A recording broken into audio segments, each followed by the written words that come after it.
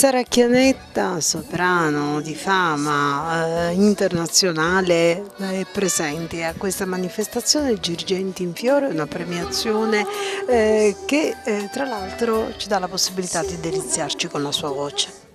Sì, grazie cara. Intanto io ho girato insomma un po' in tutto il mondo, ho cantato insomma a Buenos Aires, poi sono stata al Columbus Day di New York per tante volte e di questo ringrazio insomma tutti coloro che hanno riconosciuto, come dicevi tu, l'importanza della mia voce, del mio timbro vocale, e oggi continuo sempre, continuo ancora, oggi sono qui appunto a fare dei pezzi un po' più leggeri, ma nel mio repertorio insomma l'opera, l'operetta, ma anche tutta la musica siciliana colta. Io infatti ho cantato anche a Londra in diversi teatri, a Bruxelles, a Liège, Teatro de l'Opéra de Bruxelles, insomma, e ho girato tanto. Amo la musica perché la musica è la mia vita, perché insomma io ho studiato anche con maestri importanti ed oggi sono felice perché ho anche rinnovato, ho avuto la possibilità insomma di rinnovare anche questo mio repertorio, e il mio repertorio tutti possono ascoltarlo anche collegandosi su www.sarachianetta.it, perché insomma è pure importante che in tutto il mondo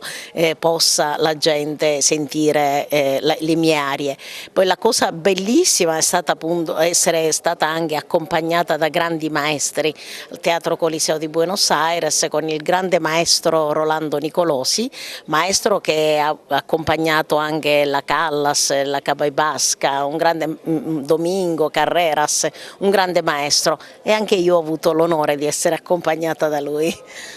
Ma quando nasce Sara Chianetta, cantante e poi cantante lirica? Sì, io praticamente già ero ragazzina, avevo 11-12 anni e ricordo che non mi piaceva cantare le canzonette, insomma così. Sentivo allora alla radio Maria Callas e cantavo Casta Diva,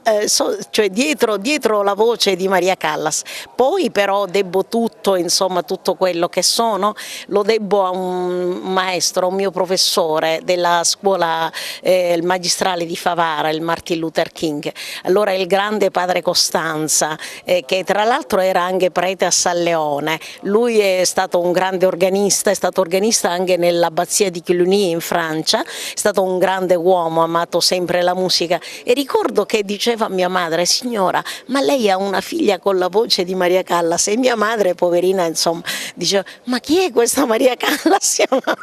Dico per dire. E poi invece poi ho studiato, sono stata a Milano per 5 anni, poi mi sono anche perfezionata, perché è giusto questo dare merito a questo anche grande maestro di origini agrigentine, il maestro Marzio Lauricella, un basso di opera che però vive a Roma, e con lui mi sono anche perfezionata ulteriormente, perché insomma ogni maestro ha la sua impostazione vocale ed il maestro è come un po' come il medico, per cui io con lui cioè mi ha un po' cambiato impostazione, poi ho registrato questo CD di arie di opera che, come dicevo, è possibile visualizzare in internet. Vorrei sapere una cosa, perché come mio ti guarda così,